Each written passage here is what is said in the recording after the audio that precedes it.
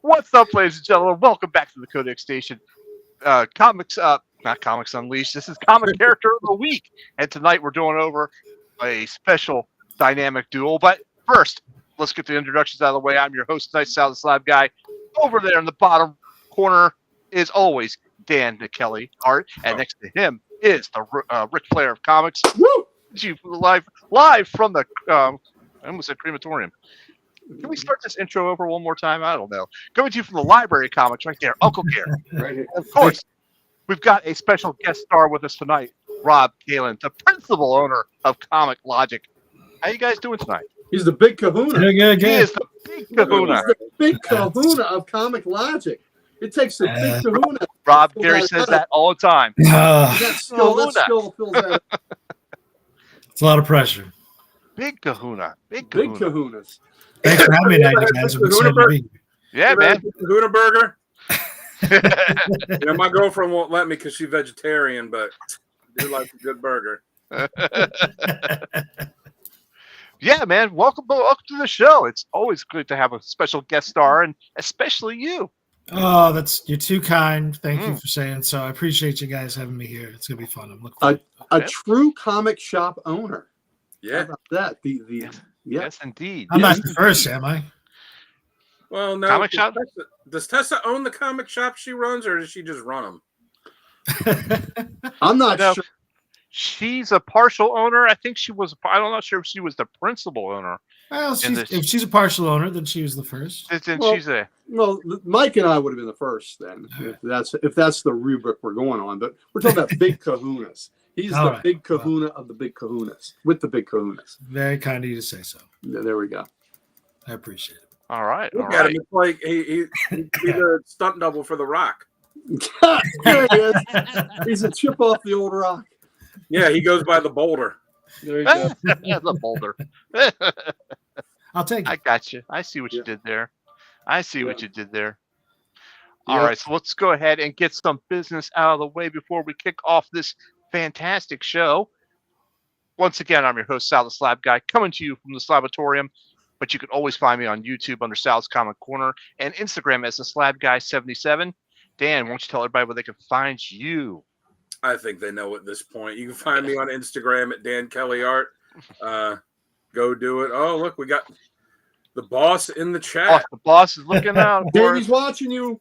Rob. 5-0. What's up, Jamie? 5-0. Miss you too, buddy. Miss you too. What's up, Adam? Yeah, that's bad. So Gary has to be on his best behavior. His boss is on the channel with us. He never has to be on his best behavior with me, not unless there are ladies present. Oh, best behave, please. If I'm on my best behavior for this show, that'd be the first time ever. Love you. He's calling. Look at him calling Chris. All right, why don't you tell everybody where they can find this guy at then, Dan? Well, I mean, look at him. He's you can't really tell the throne that he's sitting on, but he is king of his castle. The what do we call it? Not the owner, the curator of the Library of Comics. That's what I was trying to say. And the owner of the Library of Comics. The what? And the owner of the library. And the owner, yes. The owner, the curator, the founder, the messiah of the Library of Comics. The procurer. The procurer. What is it? The preacher of the lore. Preacher of the lore. That's right. Uncle Gary. Now, are you going to give the Comic Logic spiel tonight, or are you going to let Big Boss Man do it? Oh, this is Rob's baby tonight. Why don't you do it, Gary? I want to hear what you say. Okay. I have heard it, but I'd like to. He doesn't. Rob does not watch what I do on this show, so this will be the first time for him. He gets to see what happens. No. I've seen it. Okay, so here you go. Comic Logic. We are Loudoun County, Virginia's only comic book store. You please come see us if you're in the Northern Virginia area. We would love to see you. And if you come in on Wednesdays, you get an extra special treat. Not only not only is it New Comic Book Day, but it is the day that you can catch me, you can catch that principal Big Kahuna up there, Rob Kalin, and Mighty Mike Harbor getting our new books. And what we do is we get that 4-color ink and we get it pumped right into the bloodstream, baby. And I've told you once, I've told you twice, told you a million times. Reading comic books make you strong, baby. You start out lifting a single book, then you're lifting a stack, then you're lifting a short box, then you're lifting long boxes, and you got them packed all the way to the ceiling. Next thing you know, you are jacked, you are packed, baby. Reading comics make you strong. Also do a few push-ups, that helps too. So come see us at Comic Logic. We would love to make your acquaintance. That guy right up there, he would love to get your pull list and start putting books back for you every week so you can come in. He is our pusher. He is pushing comic book gold, and we are the junkies that love it and buy it every week. Matter of fact, there are books that I buy the same book, and I buy like 4 different copies of the same damn book. You know, so that's the Aquaman book. Maybe I got 5. So there we go. Rob Kalin, come to Comic Logic and see us. Also, we have a couple great events coming up. Maybe I should, Rob, I'll let you talk about the events. How about that? I'll leave something. Yeah, for you. I'll do my best. Gary, thank you so much for the kind words. You do say nice things about us every single time that you're on here. Come on in, please. If you let us know the kind of things that you like and the things that you're interested in that are legal, we can find that comic are related. That are legal. We believe we can find the comic for you. So come on in to Comic Logic. Happy to help you. Happy to show you around, answer any questions, point you in the right direction. That's what we do. That's what we love doing. We love talking comics. We love sharing stories and helping people find stuff. You know. So we do have a couple events coming up this year. We're pretty excited to celebrate our 10-year anniversary. 10. Which is kind of crazy to me. I can't believe it. Gary was there at the grand opening, and now he will be there as an owner to celebrate 10 years. I'm pretty excited about that. Hell yeah. Come on down. We are celebrating our 10-year anniversary on the same day as our free comic book day celebration, which is going to be the first Saturday in May, which I believe is May 3rd this year. Is that correct? Let me look at my calendar. That's correct. Yes. May 3rd. So first Saturday in May. You can always remember that free comic book day is the first. Thank you very much, Chris. You can always remember that free comic book day is on the first Saturday in May. It's always on the first Saturday in May. So come on down.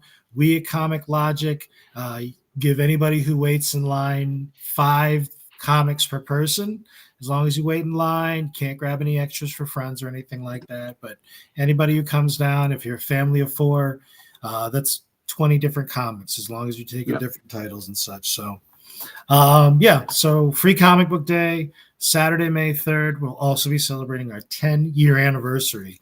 And right now we have a fantastic, amazing guest from The Mandalorian and from Ahsoka, Diana Lee Inosanto.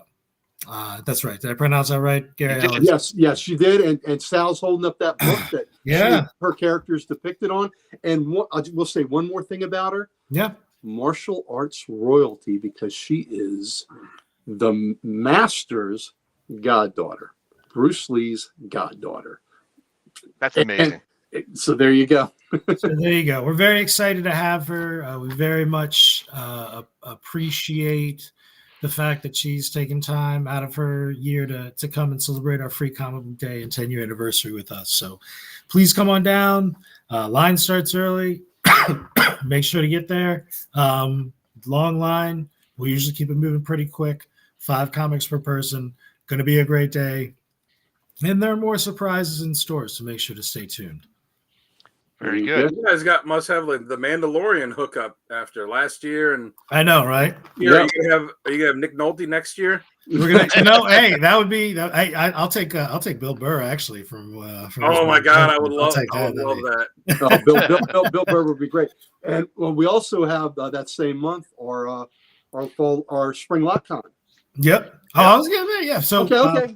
No, you're good. You're good. I believe now, Gary. We got to confirm, but I believe on Saturday, May 17th, we should be at an event at please remind me the name, Gary. Harper Park Middle School. Harper Park Middle School. Leesburg, Virginia. RiverCon, Leesburg, Virginia. That'll be on Saturday, May 17th. Then on Sunday, May 18th, we'll have our very own LotCon, our spring LotCon. It's an outdoor parking lot event where we kind of just take over the parking lot, with a bunch of local vendors, everyone from artists. Booge, I agree. Bill Burr rules. I gotta watch that new special. I haven't watched that new special yet. Oh, I didn't know we had a new one out. Is it on? Yeah, I think it's on Hulu, but don't quote me on that. I'd have to double check. Find that. So come on out for that. It's a bunch of great vendors. They're always returning vendors, new vendors, bunch of crafters, people selling comics. Tattoo vendors.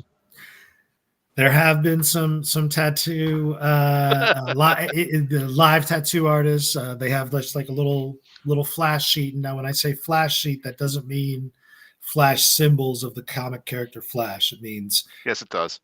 No, it doesn't. Sometimes. But in this situation, it's like it's a sheet of predetermined images, so you can choose from that set of images. You can't just. It's something they could do like on the spot. So something.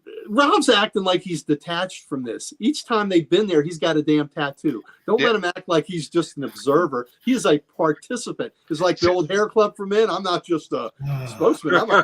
He's a client. That's right. And we'll see what tattoo he gets this time. I can't wait to see his tramp stamp after this one. No, that's not going to happen, man. That's not going to happen. No. But that's we'll be doing that on Sunday, May 18th. And then on Saturday, May 31st and Sunday, June 1st, right? May 31st, June 1st. Either that or May 32nd. No, we'll be at the Dallas Expo Center with Big Lit Comic Con.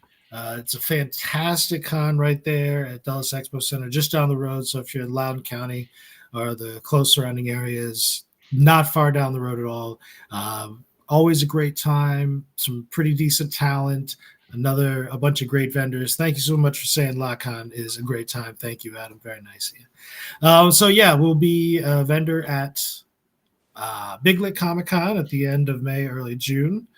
And then we have, again, a couple more things we just can't quite announce yet. But keep an eye out. We'll have some things. We have some things in the pipeline, things coming up. And you can always, I don't know if you gave the spiel, if you don't mind if I say, you can check us out on Instagram, Facebook, at Comic Logic VA. So at Comic Logic VA, you can find us there. And also we are on Threads. We're still on X, but we don't really use it. And I think that's where you can find us for right now. Oh, Twitch. We're on Twitch, but the only thing we do on Twitch is one thing a week for now. Trying to work on that. Gary's the one that runs the Twitch account. Yeah. I'll spill the beans on what they have coming up. It's going to be Gary and Mike and Rob and Chris, and they're going to be recreating the movie The Full Monty. That is incorrect. Stay tuned, ladies and gentlemen. Listen, I would rather do that than recreate Deliverance. Neither are on the table. Rob says neither. Rob says neither. And neither one. Ladies and gentlemen, don't forget also, twice a month they have Submission Saturday where you get your books clean, pressed, and graded through Kent Hubs from the Hubs Comic Hub. Comic Hub. Yep. Ladies and gentlemen, don't forget that. Listen, we can't do the Full Monty because there would be tripping hazards. Oh, gosh. All right. So, All right, Gary. Why don't you tell people about where they can find us in Facebook, Gary? We got to give love too. Oh, okay. Listen, where they can find us, Facebook, because we at the Codex Station, just look at us. Even look at Rob. You can tell him too. We have all the socials. Every single one. We're positively dripping with the socials. And we like nothing better than to give them to you, baby. That's right. That is right, ladies and gentlemen. Just do at the Codex Station on any social media. You'll find us. Also, if you don't want to do that, head over to thecodexstation.com, beat the team, get some merch. So much more stuff there. Redesigned by this man down below, Mr. IT himself. He thought it up, and it just appeared on the web magically. No, it didn't. But one thing I do. One other thing I want to say: Dan Kelly art. Dan Kelly art. That I fellow know. right over there. He created that. He's got a pretty yellow label. He is certified, bona fide, recognized by the comics, CGC. Comics and you get a yellow label, a pretty yellow label, because you have a Dan Kelly original, one of a kind piece of art by Dan Kelly art. Do it, ladies and gentlemen. Do it now. Like I said, make your money become my money that I can use to buy comics that I can then come on here and show you. And you can buy some of my art at Comic Logic. That's right. That is right. That's there as well. Yep. They sold one piece so far out of the what I gave you guys 4, right? You sold one of them. Though before they sold that, it made me laugh that did I give you 5? Yeah, that's right.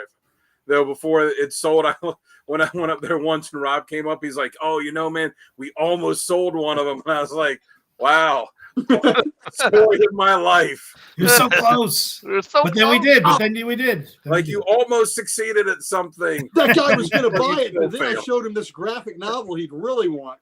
Yep.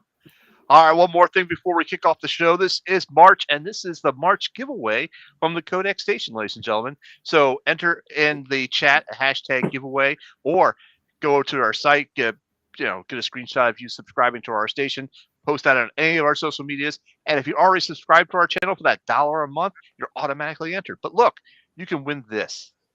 They got the Joker, Death in the Family trade, and then some foily goodness from me. We got Red Hulk #1 foily goodness, Eddie Brock Carnage #1, and of course Absolute Power #1 with Superman on the cover. Foily goodness all around. So definitely enter in hashtag giveaway to get entered into that contest. And if you're in the DMV area, Sal will also come to your house and give you a foot rub. Wow. You don't forget you're in the DMV area too, Dan. So you might have to be doing the foot rubbing. No, you're doing the foot. It was just stated that you're doing the foot rub. I mean, these guys all heard it. Nope. You're doing the foot rubbing. Anyhow, all right, let's go ahead and get this show started. Let me pull up our graphics here. All right, ladies and gentlemen, we'll be back in a minute to kick off this show, so stand by.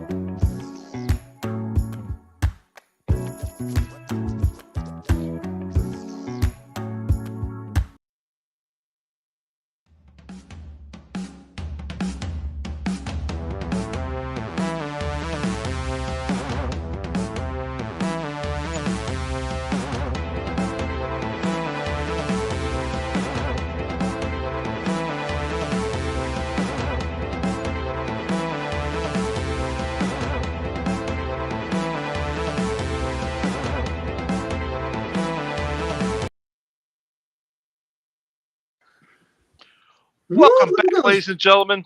Yep. We are here at the Codex Station, and we are here for Comic Character of the Week.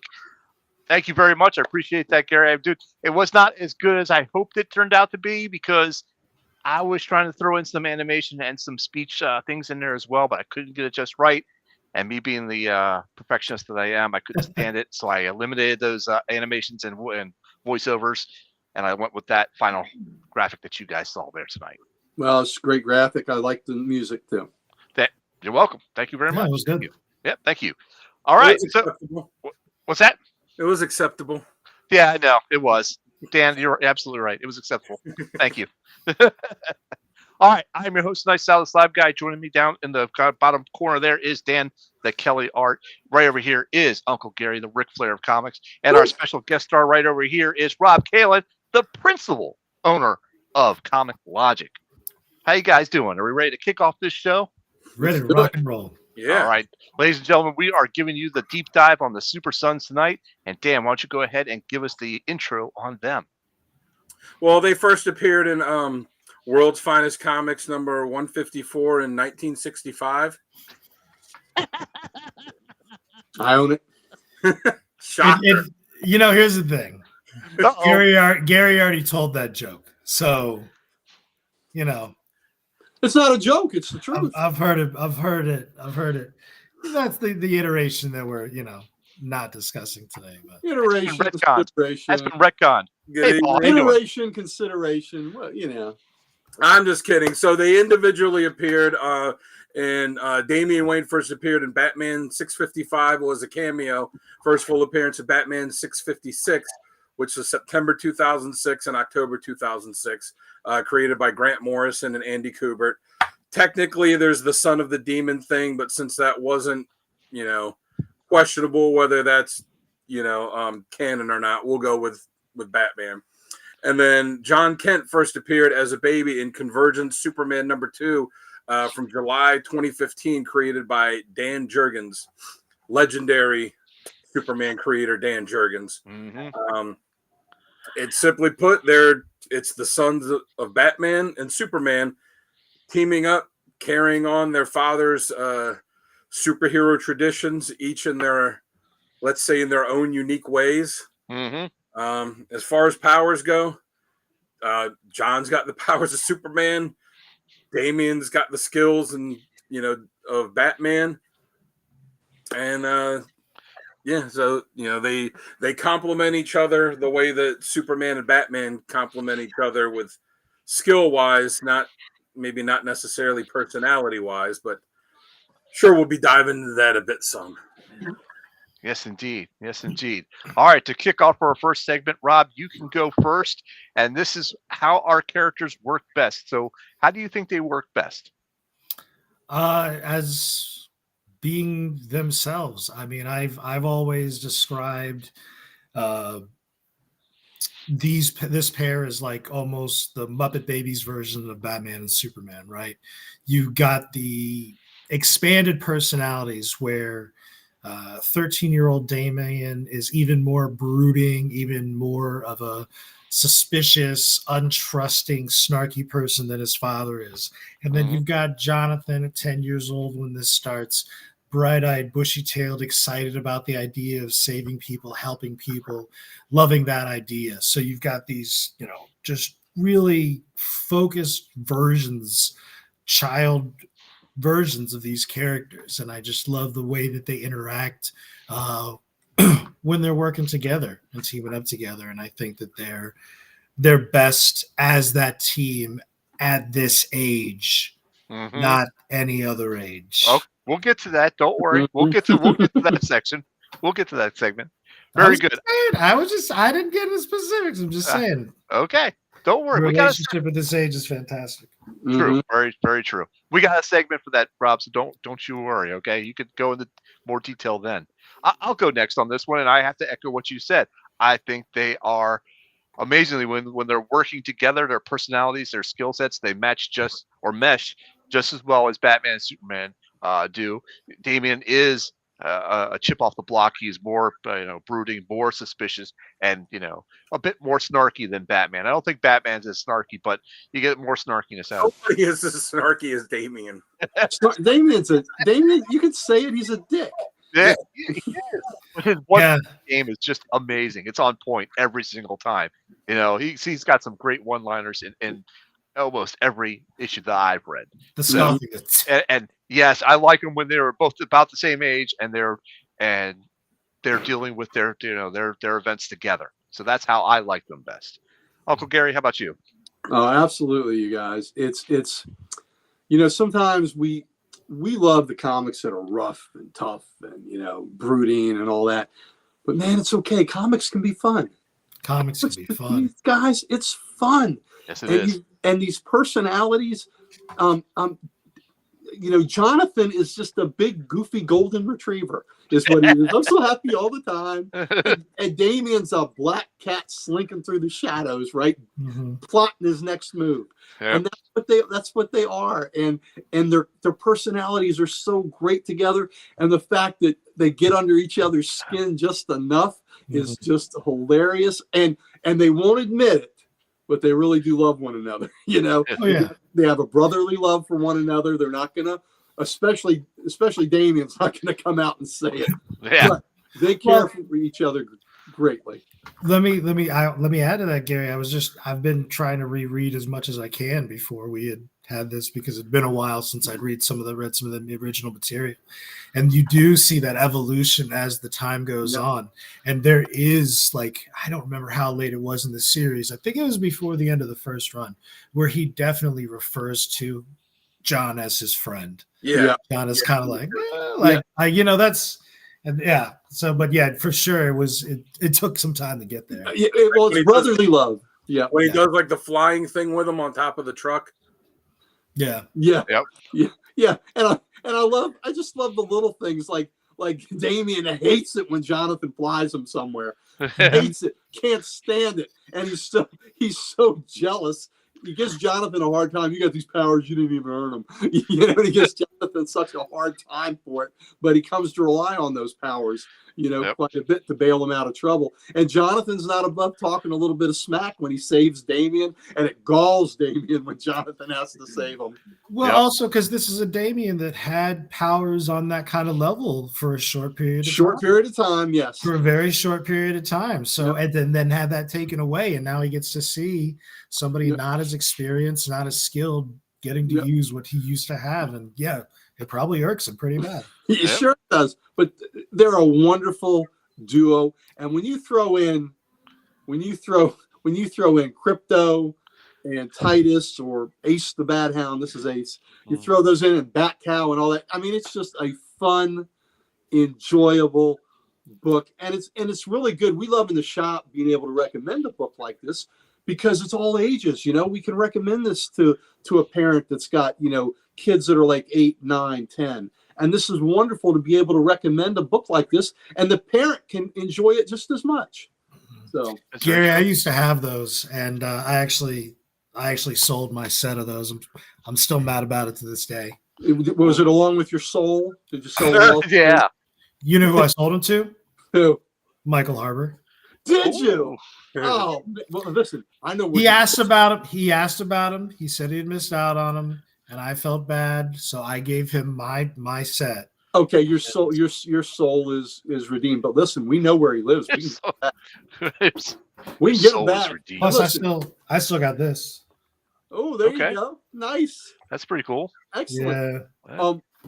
And Mike is down with COVID right now. He'd be a pushover. There you go. I'm not going to do that to him. All right, Dan, how about you? You just toss an issue of an old issue of GI Combat across the room for him to get it and grab him and run. He'll be distracted. Yeah. Yep. I like best when they're bickering with each other. Like you guys mentioned that Damian's older. He's 13. John's 10. But John's always kind of ribbing him about he's taller than Damian. Yes. Damian just hates that shit. Then when Damian has to go to John's school, and there's the one scene at like the end of the school year when Damian's talking to the teacher and about the book report, something, and he's like, I'll do this and that. She goes, but Damian, you already got an A, and he basically assigns summer reading to the teacher that she needs to do. Because he's just because he just looks down on everyone. But like you said, the only use he has for John in the beginning is, here's this kid that has powers that I can get to do what I want, so that I can do what I want. And then slowly over time they actually do develop that bond. And John keeps trying to get in the Teen Titans, and Damian's like, you're not old enough yet. What part of teen don't you understand? And then it gets to the point where he's like, you know what, you can be in it even though you're only 10. And so you see that evolution in their relationship. And John's kind of milquetoast. He's like Gary said, he's just kind of oh shucks, this is great, but Damian is that snarky little dick. All right. Very good. So moving on to our next segment is badass moments. So we have 3 badass moments, or maybe 4. It doesn't matter. Rob, I wonder how many Sal has. I've got a few. So Rob, what are your badass moments? I guess for me, There are a lot of them. It was really hard for me to just kind of pick one because I just really like a lot of the story arcs. I love. It's just for me, the all of it together is just something that was, like Gary said, for me it was something at the time that I had not experienced in a long time, and that was just fun. You know what I mean, just pure fun. I would say 3 badass moments for me that stuck out in my head. There was a second story arc. Yes, Calvin. Yes. Yeah, Hey, Calvin, so that's true. pretty good. That's pretty Yeah. good. Calvin, Calvin, how you doing, man? Nice to see you. I would during the I think it was the second story arc where they got sucked into an alternate dimension and they were on this planet with 8 other worlds. The hero that they busted at the beginning of the story arc, they inspire him to create pretty much a whole bunch of mini superheroes inspired by them to fight this evil planet-eating planet. And I thought that inspirational moment was really, really cool. And then the shot at the end of the arc of all these little kid heroes, and I really enjoyed that. In the one shot, which is one of the recommended readings, the fact that they saved or helped be a part of saving the iconic duo of Blue Falcon and Dynomutt. That's pretty cool. It's pretty cool to be a pair of kids, and you're the ones that help save the day with 2 iconic heroes like that. And then finally, for me, probably was just them passing their first test. That very first story arc when they were set up and fighting that DNA monster or whatever you want to call it. It was a blobby. And that when you turn that page and it's the 2 of them standing in costume and Alfred is behind them and he says, you're our super sons. Like that, for me, that moment right there is just that, it's the beginning of the book. And when you have a first story arc that just strikes a chord with you like that, that was a fantastic moment for me. So I don't know if I'd call those badass necessarily, but I call them that's fine. That works perfectly. That works perfectly. And when Alfred said it, he says, "These are our super sons." It had the logo. The logo. Yeah, it was really cool. That was cool. I did like that. All right, Dan, how about you go next? My first one comes from issue 2. It just, it's really a Damian thing. It just speaks to his snarkiness. It's when they're breaking into Lex's building, and this is the time when Lex had the blue armor and the cape, and he was calling himself Superman. And he flies up as they're kind of hanging there, and to stop them from getting in the building. And Damian just looks at him and goes, "All that power, and you still can't cure rapid alopecia, Super Lex." I was like, that's such a dick comment. But he has so many good lines, though. But and Damian is not someone that lacks in confidence too. And he's just this 13-year-old kid that's getting ready to break into Lex's building, and Lex is there in the armor and all that, and I just thought, like, man, that's just who's got the balls to say that? Yeah. Him. Well, that's something a middle schooler would say. Absolutely. Yeah. The second one's from Super Sons 14 when Damian's mother Talia comes after him with all of her assassins, and they manage to she's going after them. She's going after John's mom Lois, and managed to save Lois without her really knowing what's going on. Beat Talia, beat the assassins, not stoop down to her level, even though she's kind of goading Damian too. I thought that was pretty badass. Yeah, I agree, Booge. I think Damian. Oh yeah, Booge. 100%. Yep. Yeah. But at least Elon Musk went out and got his hair plugs or whatever he's got, and his face waxed.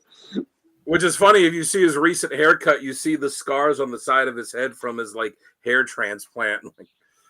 Anyways, I digress. And then the last one is from Super Sons issue 16 when they fought the Amazo armor, and the Amazo armor that had been earlier in the series had come back, was kind of sentient, and it had already defeated the Justice League, like Superman, Batman, Aquaman, Flash, Wonder Woman, it taken the Justice League out, and Damian and John managed to beat it and save the Justice League. So, that's pretty badass there. That was awesome.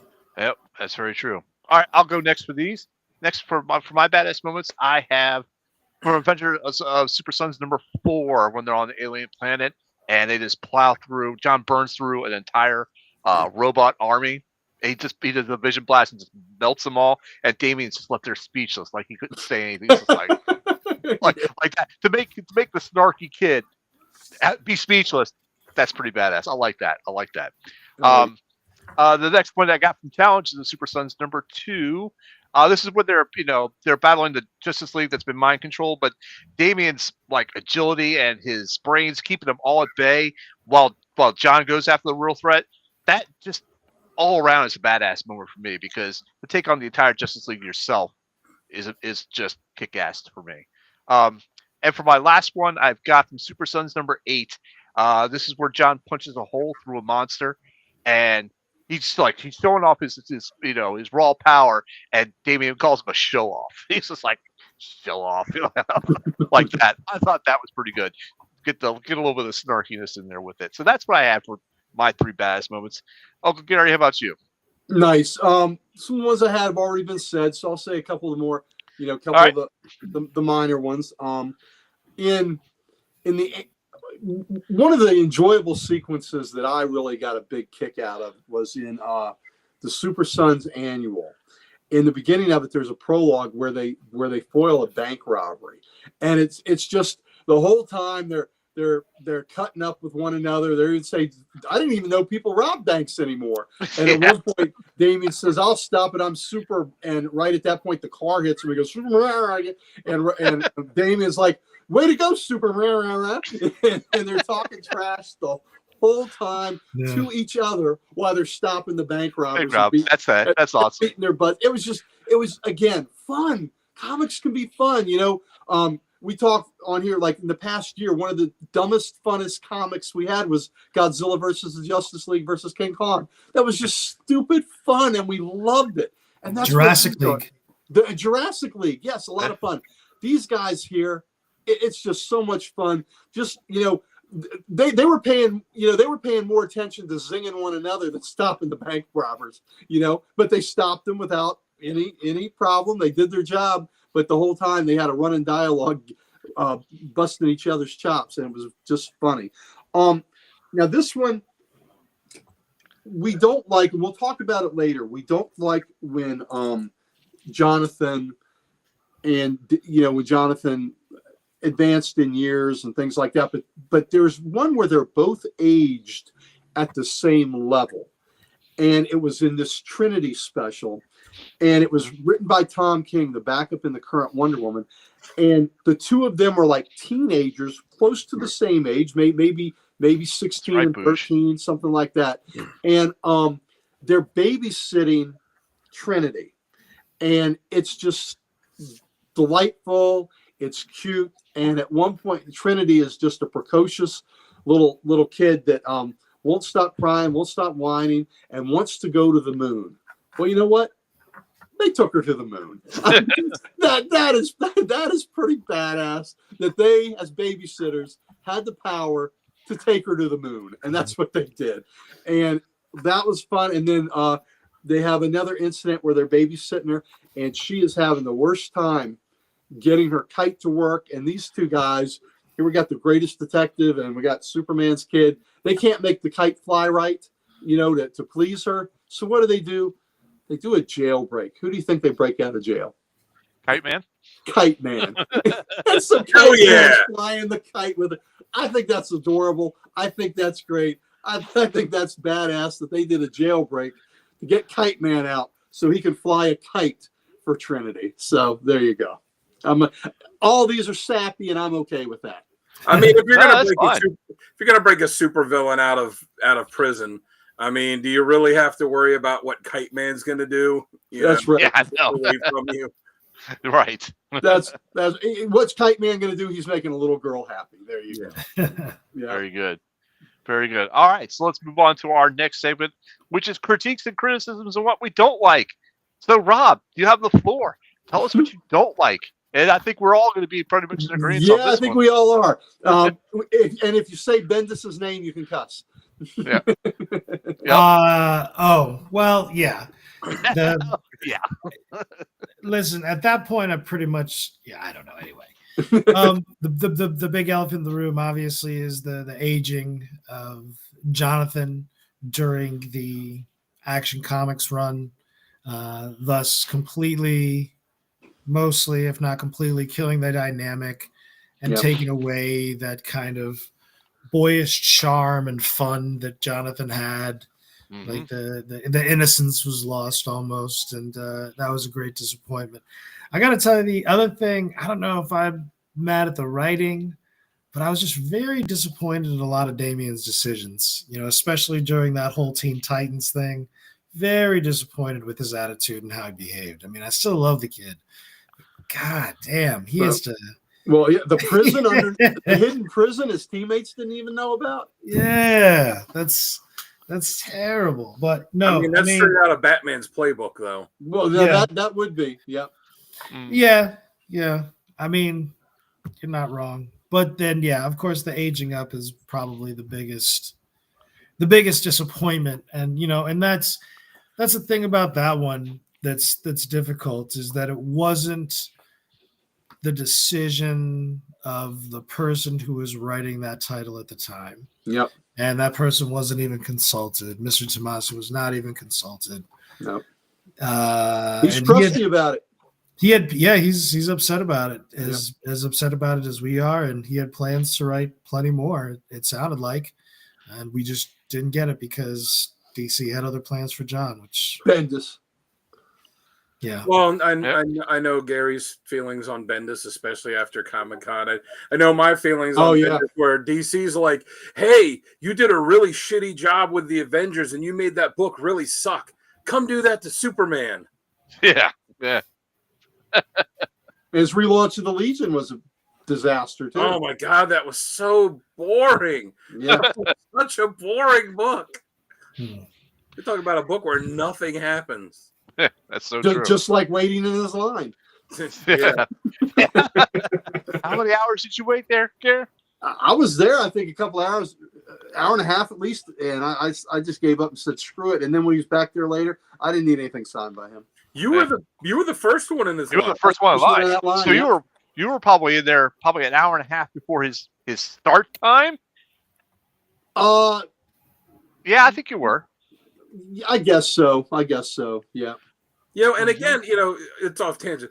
If you're a creator here, if you're not going to be to your table on time, you see other creators that aren't there on time, and they have little cards that say what time they'll be getting there. Just let people know, and then let them make the decision if they want to actually wait until then or not. And look, here's the thing. I was there all weekend, right? If you're a guy that's your only day there, you wasted all that time in his line. That would really suck. Yeah. I was there all weekend, so I was pissed off, but at least, I was there already, and I would be there still. But the people that came in have one day, and you're spending that time, let the handlers know. Let them know, and they can fill that out for you and say, instead of just rolling in when you feel like it.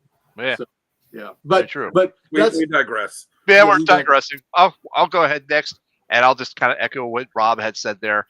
As soon as they aged up John, it killed the whole dynamic for me, and I could not stand reading it anymore. So that's my biggest one right there. I'll go with that. Uncle Gary, what about you? Absolutely. So here you had a magic formula that worked. And like I said, in that Trinity book, they were teenagers then, but they were still their age appropriate, where one wasn't so much older. And they still had that relationship. Jonathan is calling Damian, hey, Dame, that's his nickname. And it was just, you see that as best buddies would do. And it was, Bendis. Yeah. You see that's how best buddies could do. So you could have aged them together and still had a relationship with them and had stories, but by jumping John up so much ahead of Damian, you just killed the whole thing. And the story where he got aged was kind of a horrific story where his grandfather really screwed him over, where Jor-El was, just horrible to him and put him through hell. So, he was kind of tortured in the whole thing. So here you took this character that was happy-go-lucky. I mean, my goodness, his costume is a hoodie. It's a hoodie. I mean, with the S on it, it's so great. And look at his jeans, torn jeans. Yeah, his jeans and all that. It was perfect. But you took this character that was, so happy-go-lucky, golden retriever, and you made him into a damn Doberman. I just didn't think that it was. You let one writer sabotage what was a wonderful duo and a wonderful continuation of the Batman Robin mythos. I mean, the Batman Superman mythos. Right.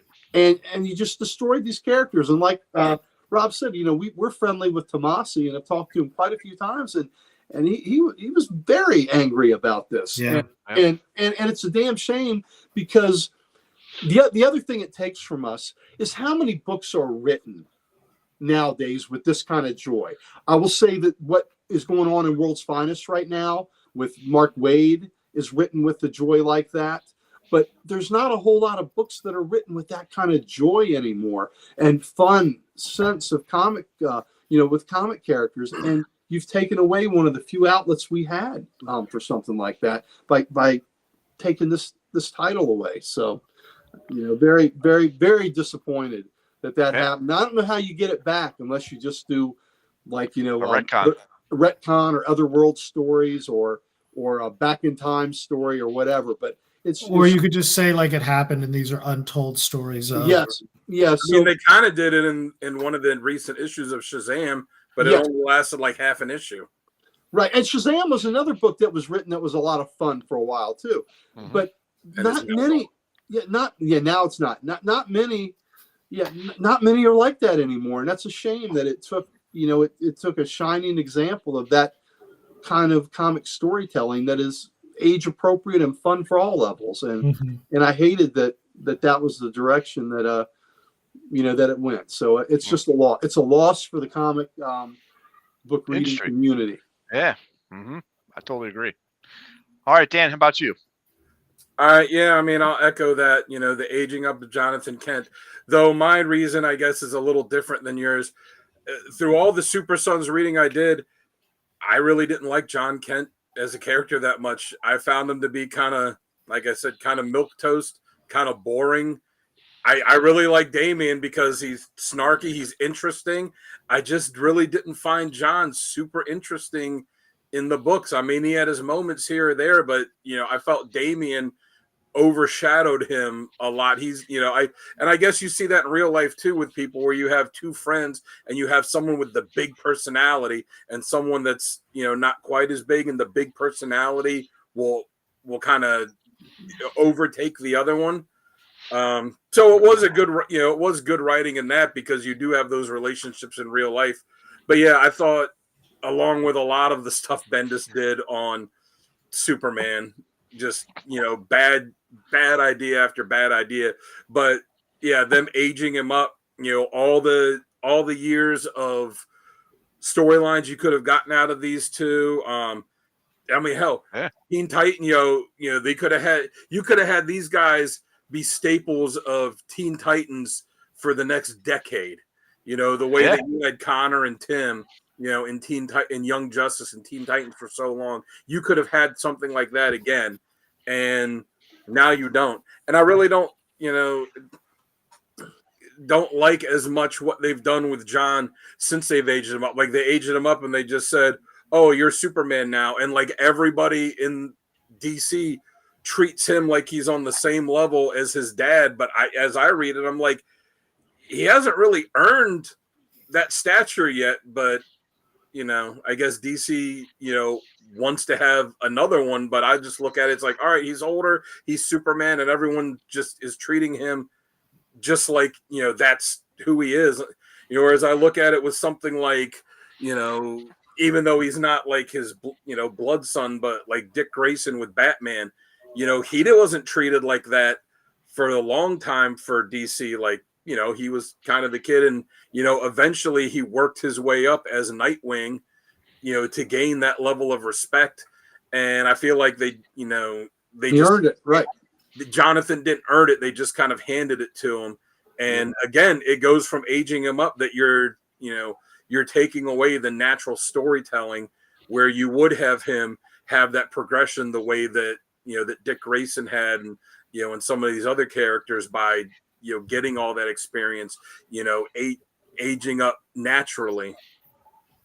Totally agree. I agree with that 100%. I will say though about Jonathan being milquetoast, yeah, maybe so. Just happy-go-lucky kid, but he could get on Damian's nerves like no other. So he would dig back and he would make comments that would really get under Damian's skin. So he didn't just always take it, and he was dishing out some too. I did like in the second. Well, I guess it's more of a Damian thing in the second series where they were fighting the guy that made the Superman statue come to life. And Damian finally got the control away from me. He's like, "Oh, so it does this," and he used the statue to take another couple shots at John. John's like, "You did that on purpose." He's like, "No, it was an accident. I just kind of had to figure it out." And I'm like, "Man, he's such a dick." Yes, but still, that's great.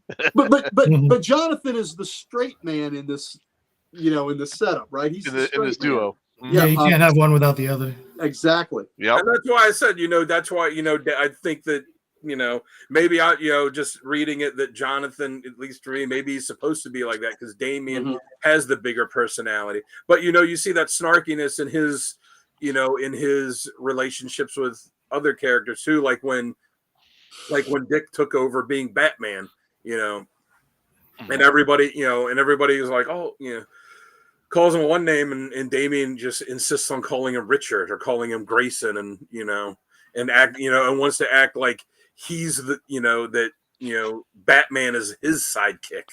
Yeah, but that journey that they took, I mean, the respect that Damian, that was another thing that he respected Dick more as Batman than he respects his father as Batman. Absolutely. But that was something he didn't at first, much like their relationship here where, you got to see it and then, Yeah, oh, absolutely. Yeah. Damian has more respect for Dick Grayson as Batman than he has for Bruce Wayne as Batman. That's for sure. And he even thinks they're the better Batman and Robin team is Grayson and him. And Damian, that they were the best Batman Robin team. So, I thought that was a great arc where he really learned to respect, Nightwing a lot. Yep. All right, very good. So let's go ahead and move on to our next segment, which is top covers. Rob, once again, you have the floor. I'm going to pop your covers here up on the screen. Go ahead and tell us about them. All right. So starting on the left there, we have a variant cover for the first issue of Super Sons by one of my favorite artists. That's Dustin Nguyen. Great watercolor artist. This is an absolutely beautiful cover. In the middle right there, we have the cover for the Super Sons annual. That's a great I know one. I like that this is much more focused on the pets than it is the sons, but it is still in the spirit of Super Sons, where it's a fun book. It's pure joy. Pure joy type of book. And then on the right, just for me, just a cover that I really, really enjoy. Now this is the alternate cover for Adventures of the Super Sons #1 by Jorge Jimenez, who was the artist for the first arc on Super Sons, and then some subsequent arcs as well. So just to me, even though they're just #1s and it's just the one shot and it's even just the main cover for the annual, these are ones that just, to me are iconic. For the Super Sons, for the Dustin Nguyen, I have a print on the wall signed by Dustin that I got at a convention when he was right across from our booth, which was really, really cool. And then I'll show you whenever we come back that I also have a 9/8 of that Super Sons cover as well. All right. But yeah, just to me, really great. And God, yeah, that Super Pets was so good. Yep. All right. Very good. All right. Yeah, there you go. There it is. Look at that 9/8. Oh, you made Sal jealous. Nice. Jealous. I love it. Yeah. I think Sal's most jealous of the 10 O's that you have. Yeah, I like For the the 10-0s. Yeah. Have you seen my personal 10? Do you want to get sidetracked for a second? I can Oh, grab that. no, We'll do no, that no, later. hold on. Are you This is talking the about about family later? show.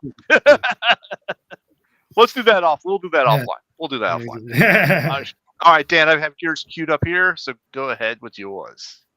All right, well, we'll start on the end on the right side since Rob had it. I got that alternate cover for Adventures of Super Sons #1.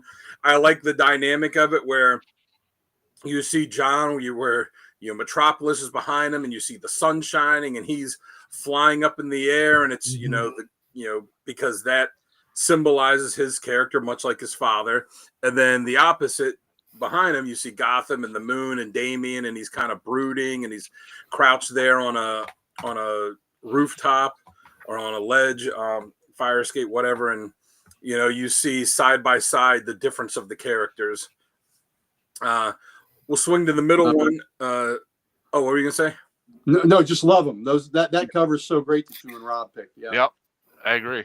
The middle one, Super Sons #15, Live Fast, Fly Young. I thought was a funny tagline, and you see them. You see them actually in action, but Superboy is the one that flies, but in this one, he's running on the ground, looking up, and then Damian's swinging through the air, where you would expect John to be in the air. So, I thought that was just a great cover, a lot of fun. And then the one on the end, Superman 10. This is from the comic where they first met, and you see Damian and Batman with John and Superman. And you just see the attitude of both characters where John's just standing there smiling. Damian's got this, little grimace on his face. Same with Batman. He's got the grimace kind of looking in. Superman's a little bit taller than him, looking down on him, just like, just like John, a little bit taller than Damian, looking down on him. And I thought it was a good representation of the fathers and the sons. Absolutely. That's a great cover. You know what I love about that middle cover? I love how Damian is firing the next grappling hook, and you can see it just going off right there. I like that. That's firing. Pretty weird. Yeah, just firing. Yeah. I love that. That's pretty wicked. All right, Gary, I've got yours queued up. Here you go. All right. Well, the one on the left is our Rob Kalin special. Oh, yes, it is. I knew he would make it. There you go. So that's I knew you'd do that. First iteration of that Super Sons. I'm not surprised. So now those two Super Sons, any idea what their very inventive first names are? Or their names? It's Clark Jr. and Bruce Jr. Yeah, there you go. How about that? They really searched for that, but that's Clark Jr. and Bruce Jr. But that is still a damn fine Nick Cardy cover. So hi, Liz. So hey Liz. So it's still a great Nick Cardy cover on that, and that's that iteration of the Super Sons, and that has been collected in a trade paperback. So that's fun too. But so this and it even says Saga of the Super Sons on there. How about that? This was when I was buying the books off the rack. So this was my first exposure to the Super Sons. Right in the middle there is that annual that is just pure joy. And there's an opening bank robbery sequence that the boys are a part of in that one, I believe. And then the Super Pets take over, and it is just fantastic. So, who doesn't love some Crypto and Titus, and you get Streaky, and you get the Bat Cow. Yes, that's right, Bruce Cardy, baby. Yeah, so you get Detective Chimp. Detective Chimp. You got Bobo in there. You got the Plastic Man bird that I'd never seen before. So there's a character that needs his own book, is Detective Chimp. Yes, he sure does. I really loved him in Justice League Dark, right? Yeah, and Wonder Woman. That Wonder Woman issue he was in was fantastic. Detective Chimp by way of Columbo. If y'all have ever watched the Columbo episode, oh my goodness, he was one great. More thing. Yep. And that's exactly what Bobo was doing. It was fantastic in that Wonder Woman book. And then on the right, that's the issue after the one that was just shown, where you had the Superman, where they first met that Dan had. This is the issue after it. And I love where before they're facing off. I consider that one heavily, but I love this that now they're a team and they're going out there together, and the shadows of in the spotlight of their parent, of their dads, in profile. I just thought was pretty cool, and I just love the symbolism in that, and I love them going off to fight ne'er do wells together as a duo. And I just loved, and that was by Patrick Gleason there, and the Super Sons annual was by Jimenez. So those are our artists, and those are my covers. Very good. Let me go ahead and pull mine up here. There I am. All right. So for my covers, I've got Super Sons number 16, the A cover by Alejandro Sanchez Rodriguez. And that was a colorist. And the artist was Jorge Jimenez. And for the middle one, I've got 1C. This is by Matina. And I really like this one because of the background images. You can see just like an opaque images of Batman and Superman, and you see Superman with his hand on his shoulder type of situation. I love that. That was pissed. John just looked pissed in this one, but well, you got the same great light and dark contrast, right? You got that B cover for Adventure of the Super Sons had. Right. And that looks like the little kid from Brightburn there. Yeah, right. Yes, it does. It does. Okay, then for my final cover there, I got from Super Sons number 10. This is the A cover, another Rodriguez and Jimenez cover. But I like this one because it looks like you're in the Batcave. Damian is working the computer, all this, and Jonathan's just kind of standing there, and you see the little text says "villains to beat down." So that would be how Damian would describe them. Yep, exactly. That's why I love that cover as well. All right, so we got one more set of covers to look at, and I'm calling these the fun covers. Gary, why don't you tell us about these? All right, so when I was looking at the Super Sons cover, I almost picked that one on the end. So, I knew what it was, of course. I knew it was an homage to House of Mystery 174. And I didn't know if anyone had ever seen the three of these together. So I wanted to give everybody the opportunity to see. The originator was by Joe Orlando, the House of Mystery 174. And then the Batman Brave and the Bold issue 93 was Batman and the House of Mystery, and that was a Neil Adams homage to Joe Orlando's cover, and then the Super Sons cover is an homage to both those covers. So I just thought that was really fun, and I love it when artists have a sense of history, of comic history, right? That they're not, that they're showing that they have a knowledge of the history of the medium and a love of it. So I think it's really great to see those three together. So good job, Sal. I appreciate That's very cool. Yeah, I appreciate you putting them together because, like I said, I don't know if I don't know how many people knew that the three of them existed like that. Yeah, it's pretty cool. Well, yeah, I like doing it. It's fun. So awesome. Good job. Awesome like I said, that Adventures of Super Sons 4, I almost picked that as my third cover. It was going to be the Superman cover, the Super Sons 15. And I was oscillating between that one and the Adventures of Super Sons number 1. And I ultimately ended up going with that. But I really liked that cover. Dan, cool. Did you know that there were the other two covers out there? I'm pretty sure you knew about the House of Mystery. I knew about the House of Mystery one because as soon as when I was reading it, as soon as I saw that cover, I was like, oh, yeah, that's the House of Mystery. That's the House of Mystery cover there. That's the House of Mystery one. That's pretty cool. I didn't think of the Brave and the Bold one, but now that I'm seeing it on here, I know that I've seen it before. I just didn't think about it at the time. Right. Yeah. So I think, so I just think that's a real cool little nugget of comic history we can throw in there. And again, hats off to the artist to, throw a little old school love to those other great covers there by doing that homage. So. Absolutely. Love doing that. That's cool. Good stuff. All right. So before we jump to our next segment of essential readings, I got to go over the giveaways for the month of March.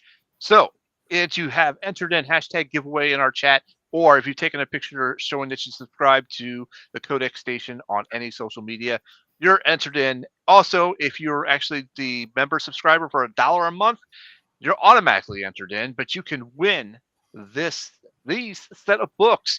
We have the Joker, Death in the Family trade, and some foily goodness provided by me. The Red Hulk #1, Eddie Brock Carnage #1, and the Absolute Power #1 as well. Those are some great foily goodness books. You'll enter in, and you can win these at the end of March. Woohoo! That was great. Yeah, isn't it? Isn't it? I All have right. no interest in reading that book, and that cover alone kind of made me want to buy it. Yeah, very cool. I didn't because I'm cheap, but it made me want it. All right, let's jump to our next segment. This is essential readings. We've all picked out 3 stories that you think you got to read. Rob, since you're our special guest, you have the floor, sir. Let me pull up your chart. Hold on. All right. Oh, before you start talking about it, I was not Sure. ready. There you go. Now I'm ready. All right. Well, so I'm gonna keep it simple for everyone, since kind of what I do for my job is trying to find easy places for people to jump in, easy places for people to get into it. So I picked 2 one-shots, and then of course one story arc here. I would say start off with the bottom one there, Super Sons Volume 1.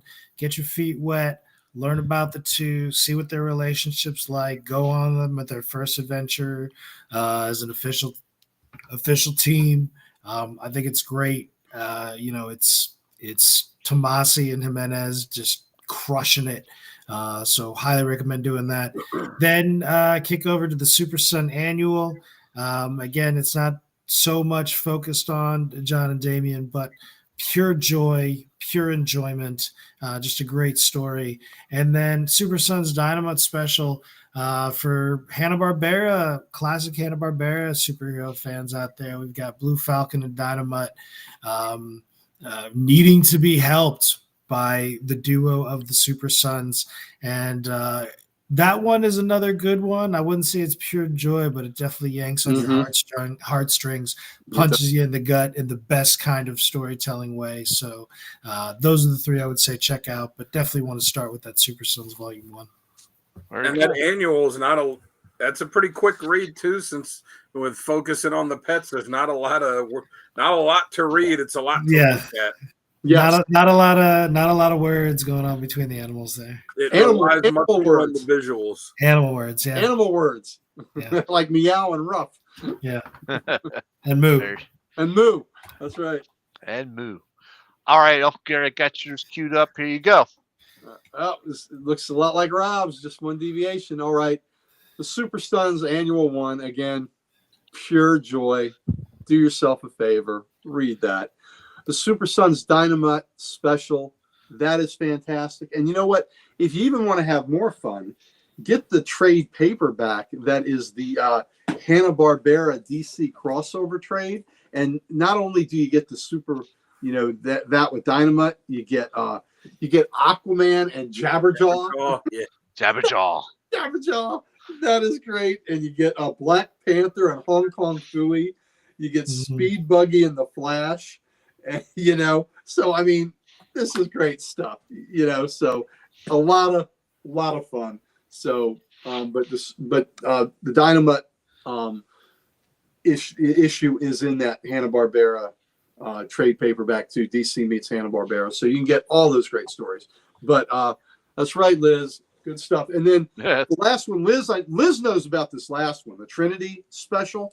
And there's a Trinity Special and there's a Trinity Special World's Finest, and it's in the World's Finest one where they are reprinting the backup story in the recent Tom King run of Wonder Woman, where he had Damian and Jonathan babysitting young Trinity, and they're just cute and charming and adorable. Like I say, they break Kite Man out of jail so he can help her fly her kite. I mean, that is pretty cool. And then there's an issue where Trinity's a little older and the boys are a little older, and like they're in their later teenage years. And at some point, Damian and Jonathan get turned into dogs, and Trinity has to take care of them. So just very, very cute, very charming, a whole lot of fun. Like I said, Liz will attest to that. just a lot of fun, and you can get that in the Trinity special. I wanted to have a different take on those characters and show that even aged up, if they're aged up together and not separately, that they can still be a work duo. Mhm. Absolutely, they definitely would still work if they were aged up together. Yes. All right, Dan. Let's see. Got yours up here, Dan. Go for it. Oops, that's top covers. Pardon me. It's not reading. That's not reading. Ah, sorry. Hold on. There you are. All right. Well, yeah. Again, not much deviation from what Rob said. Yeah, you know, and you know, Booze, you can get all these books. None of them are pricey, right? And, unless you want to do this. I'll wait till we come back to the screen. But Okay. you know, if you're buying the individual issues, you know, they're not pricey. There's not a ton of them, which, you know, you can thank Brian Michael Bendis for that.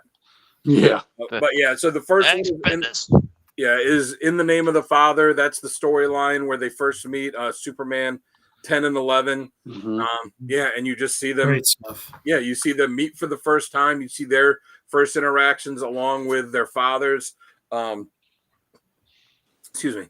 The second one, Super Sons Volume 1, is 16 issues. And was it 2 annuals or 1 annual? Was it just one? Just one, I thought. One annual. Yeah, so it's that, and you see, you know, from the first issue to the last issue, you see a definite change in their relationship with each other as the series goes, where they actually grow to, because John likes, you know, Damian the whole time. He wants to hang out with him. He wants to go crime fighting with him, and he meets him at school. Yeah, and at the beginning, Damian kind of treats him like he doesn't want him around unless he actually needs his powers for something. But then, you know, they grow to have an actual real friendship the way that, you know, their fathers did. Yeah. And then also the Super Sons Dynamite special. I mean, the writing was good. The artwork was spectacular in it. The only thing annoying about it is it teases a story that we never actually got, you know, where Damian talks about, you know, Dynamite saving him, and like he's got all this reverence and all this respect for Blue Falcon and Dynamite, and John's is kind of like, what? Who is this guy? And it's like one of the rare times that you see Damian have nothing but outright respect for anyone. Yeah. Right. You know, so that was pretty cool, you know, to see that and his thoughts on them. And yeah, I mean, all those Hanna-Barbera DC crossovers were all, you know, this one wasn't as much quote unquote, I guess, you know, fun as the other ones. This one was a bit more serious, but it was still a really good read. Yes, it was. Very cool. All right, I'll go ahead and bring up mine now. I've never read it. I just that bad. Good job, Booze. Yeah. Carry the hate, Booze. Carry the hate. I mean, Bendis had he made a lot of bad decisions with Superman, but DC's to blame because they let him do it. Yeah, they did. Yep. So, went with Adventures of Super Sons 1 through 12. You could probably, you know, do the whole series if you wanted to on that one. I believe they went more than 12 on Adventures of Super Sons. Oh, you're good. 17, 12 was the last one. Oh, well, that's 12. Okay, good. Yeah. I wasn't sure. I forgot there for a moment. But yeah, I think it's got classic superhero action. You know, it's a perfect kid partnership. You know, kid era partnership. I believe the mix of humor, the action, and the hijinks. You know, it's a fun read. We've been talking about this has been a fun comic. This embodies it. This is the embodiment of a fun comic. Yep. Right there. And then for Super Sons Volume 1, also it's got the humor and the action with it. It's got friendship and growth with it as well. It's really just a really good book all around. These boys are, you know, struggling with their legacy and their identity as well, and how they work together. So it's a good read there. And then Super Sons Tomorrow, The Rebirth. This is that crossover event that brings them together. You know, but you know, it's kind of like the story. I think I feel like it explores the themes of destiny and control and the fear of unchecked power. You know, that type of situation. That you know, that Damian has with John as well, because I kind of feel like Batman and Superman had that dynamic as well, where Batman didn't trust Superman, and I feel like Damian's following right in the footsteps with it as well. So I think this was a good read. So definitely check that one out. Gotcha. Good picks. Everybody had good picks. Yep. Absolutely. Rob, is that Hanna-Barbera trade still in print? I'd have to look it up on All right, Rob, what did you have to show? What are you going to show? This is Look at the other that. way that you can get all the Super Sun stuff. The doorstop. Yep. Everything you're talking about is in there. Another Volume weapon to beat 1, some of the death with. adventures. Yeah. You got the one shots in here. You got Superman 10 and 11 in here. Nice. So you got all the stuff. And then let me pull a Gary. Yeah, there you go. Mine got is some scribbles. Look at that. It's got scribbles. mine signed by Mr. Tomasi right there. So. Yes. Who's the Hold it up a little bit higher. Yeah, there we go. There we go. Oh, There yeah. it is. Yep. There you go. I'm thinking about it. I doubt the Hanna-Barbera trade's still in print, because Hanna-Barbera they're doing the books with Dynamite and with some of the other companies now, so they probably don't have the trade in print with DC. That they're probably being licensed from DC the same way that like Dynamite prints all those Disney comics. Yeah. When they could be printing with Marvel, you know what I mean? I mean, maybe you'll know. I mean, you know better than me. I liked when DC was doing that Future Quest stuff.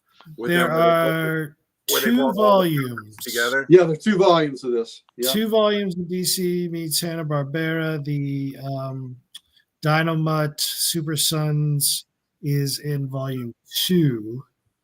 Let me see. Let me log in and I can see if they're in. Listen, Sorry. you haven't lived till you've seen Jabberjaw picking up snacks in a convenience store in Aquaman. That was a random panel of the week or random panel of the day too. Yeah, it was. Yeah, there you go. Yeah. And That's saying cool. I'm going to need a bigger basket. So great. So great. All right, Rob, you still looking up that information, or do you want Looks to? like you guys go ahead. You guys keep going. Yeah. All right, then. Our next segment now is going to be best writer and artist, and you know what? I'll go first on this one. And who did I have? Who did I write down? Of course, I went with best writer, Gleason. Tomasi and Gleason. I think Tomasi's outright number 1, but Gleason was a close second for me. For artist, I have Gleason first, but I also have Jimenez. I keep wanting to say the J in that. Jimenez as well. So close second for that. Uncle Gary, how about you? Without a doubt, the champ is Peter Tomasi. Yeah. For the writer, there's just no other. I mean, Gleason had nice contributions. They were a good team. Gleason would be my artist too, and also I do really enjoy Mankey's work when he's done some of the Super Sons too. But it would be Tomasi and Gleason, and not. I mean, they're a writer, artist, and co-plotters, I guess. Yep. They are fantastic, and the just the heart and the look and the love that comes through every word and every panel and every brushstroke. Just, they're the team supreme. So, that's it. Okay, very good. All right, Rob, are you ready? Who do you have for your best artist and author? Author without question is Tomasi. I mean,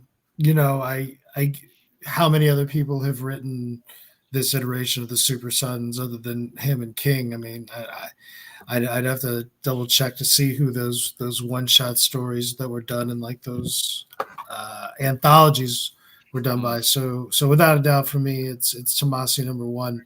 And for artist, Gleason comes in as a close second, but for me, it's got to be Jimenez. I love the way that Jimenez draws the team. And then for a third, I got to throw in, of course, my favorite, Dustin Wynn. Yep. There you go. I mean, just he did every B cover for that first volume of Super Sons. And good job, Adam. If there's something that I wish that I had collected and actually got all of, would have been those Dustin Wynn covers for sure. Which ones do you have? Any of them? No, I don't have any of them. I have the 198 that I have, and then it's the issue 1, right? Yeah, just the issue 1. Yeah, it's. I don't know if it's something that I'll track down someday. I have to. Oh my God, do I have to go through the stuff that I have here? I hear you. All right, Dan, how about you? I mean, for writer, you got to go with Peter Tomasi. Like, Bingo. That's that's that's the one. That's But 4 I out of went- 4. What'd you say? That's 4 out of 4. Sorry. But I was gonna say I decided to pick a writer that I would, if I was going to pick one to write it other than him, even though unfortunately he's in very poor health right now. I'd pick Peter David. After his work on Young Justice, this seems like the type of stuff that would be right up his alley, because I absolutely love that book. So Yeah, it seems like the type of thing he'd be good at. And for artist, I picked, I don't know if I'm going to say this right, Carlo Barberi. I liked him, but again, I went with artists that I would like to see draw it. And for that, I went with Todd Nauck. I think would be really great on these characters, and Scott Collins, I think would do really well with them too. Both of them have like an energetic, fun style to them. They can, or they can handle a lot of action, but they can do some, some comedy type stuff too. So if I was going to pick some artists I'd like to see do them, it would be them. Collins, I think, would really be great. And just for clarity's sake, Tomasi did write the Dynamite special too. Okay. Yeah. All right. Very good. All right. That is all our segments that we've gone through tonight. Anybody have any last minute thoughts or trivia or anything you want to bring up? People in the chat, thank you for joining us tonight. We really appreciate that. You guys have always been great to us, so thank you very much. Make sure you do that hashtag giveaway and get in that March Madness giveaway. Well, all right. I think Rob has done a really great job. I appreciate him coming more. Oh, thank you, Rob. Yeah, thank you guys for having me. I really appreciate it. Oh, thank you for joining us, man. When they told me that you were coming on tonight, I was really looking forward to it. I was like, oh man, it's going to be a fun time. Oh, thanks. Yeah. We I hope I lived up to expectation. Always. Actually, you really exceeded mine. I wasn't expecting much from you. I do got to say, Sal. Yes, sir. Since I'm usually the one in your position on our Ye Grumpy Old Nerd show. Yes. Man, I feel for you. I feel for you. Oh, man, I was telling Gary first that. 5 minutes in here, you having to deal with the two of these guys. I can't even imagine dealing with like Mike on top of that. I feel for you, brother. It's all right. I was telling Gary a couple weeks ago that one episode you guys did where he just kept needling you about Twister. Yeah. Oh my God, that was so. And I had it on my phone while I was in the kitchen making dinner, and like when that segment was on, and my wife came in and she heard it for a minute, she's like, "Why is he being such a dick to him about this?" Thank you, Liz. I mean, I feel my blood boiling talking about it already. What was it you said, Gary, when Rob said something about how great Twister was, and you were like, "Oh, you mean like all 10 fans?" And Thank you, Booge. Thank you, Booge. I appreciate that. Thank you. Yeah, Rob. And it kept going on and on. I was like, okay, Rob wants to play. I'll keep going. Well, it's so great when Rob, when you finally went, like, you're gaslighting me. That's some funny stuff. Oh, Rob, man. I know, Rob. It happens. It happens. Brings tears of joy to my eyes. Mike and I, part of our job is to bedevil Rob. Yeah. So bedeviling Rob. I don't want you to feel like you guys have to do it. It's not something At some point, Rob's that just has to happen on every single show. At some point, Rob's just going to be like, when you have when you don't want the cat on something, you have a little spray bottle. Rob's going to pull a super soaker out and start shooting you guys with it. Listen. The amount of times I've almost hit that goddamn end stream button. 5 minutes in. I'm good. We had one show where we're getting this goat. Rob left. He left. He walked away. Yeah, I was off camera for like a good 20 minutes. Yeah, he left. And then Mike and I are sitting there going, okay, I guess we crossed that line tonight. Figure it out, jabronis. Oh man, we broke Rob. We broke Rob. It's Rob, not hard. Rob was done. Oh man, Rob, when we do a show, Rob has to have so many disclaimers. No, that's not true. That's not gonna happen. So Mike These opinions are not that of comic logic. You need to have something just like pre-written on paper that when they start saying this stuff, you can just like You could just hold it up for whatever it says, like I just- like Sal's artwork of his Cyclops artwork. I just need to add a banner scroll at the bottom that I can Like just this. click anytime they start Yes. talking. there, Yeah. there you go. So, but that's These part of the views do charm not of it. represent the views of Comic Logic or any Exactly. of the areas. I'll just click that, and that'll be the best. Let that scroll. Yep. Yeah, That's the charm of it. Oh my God, we have a good time. We haven't done a show in a while. We were going to do one tonight, but Mike had to get the COVID. So Rob, Mike, and I are looking forward to getting the gang back together. So hopefully We're not going to do it till all three of us are there. Yeah. So Okay. I said the gang back together. I almost said the bang gang. Gang. That would have been bad. That would have been bad, Rob. Bad. So save that for the Still audio told us. fans. You still told us about it anyway. So you damn right. I want everybody to have that visual. there you go. And Rob is Rob's like, look what I have to deal with. And let me tell you something. Sal Folks, knows. if you don't I know, do. Rob is dolphin smooth. Dolphin smooth. Um, Ladies and gentlemen, let's go ahead and wrap this one up before Rob says end stream one more time. let me tell you the truth. Rob is awesome. We love Rob. He is. Rob's a stand-up guy. I wouldn't want to bedevil anyone else like I do Rob. That's how much I love Rob. Thanks. Respect Rob. And, yeah, He's like Adam Sandler and Billy Madison. He's like, I don't want to annoy anyone else, Miss Vaughn. I want to annoy you. That's a terrible comparison. it's all done Terrible with comparison. love. Mike and I love him tremendously. So don't misunderstand that. We do love that man. So Yep. All right, ladies and gentlemen, you can always find Rob right there at Comic Logic in Ashburn, Virginia. Absolutely, you can find him and Gary at Comic Logic. Please go ahead and check them out. I'm your host, South Slab Guy, signing off. Right over there is Dan the Man Kelly. Down below is the Ric Flair of comics, and of course, Rob from Comic Logic. Once again, thank you for joining us. We really appreciate you joining us tonight. Come back anytime. And folks, Thanks, man. Come We back will- next week for Bullseye. bullseye. Bullseye next week. And of course, don't forget our Saturday night show of Comics Unleashed. Okay? Good night, Liz. We'll Good night, see you Liz. next week. This We'll talk week to you is soon. Bye. Yes, Colossus Collector. And That's yep, right. Saturday night, Colossus Collector is going to be joining us on the stream as well. All right, folks, take care. We will see you soon.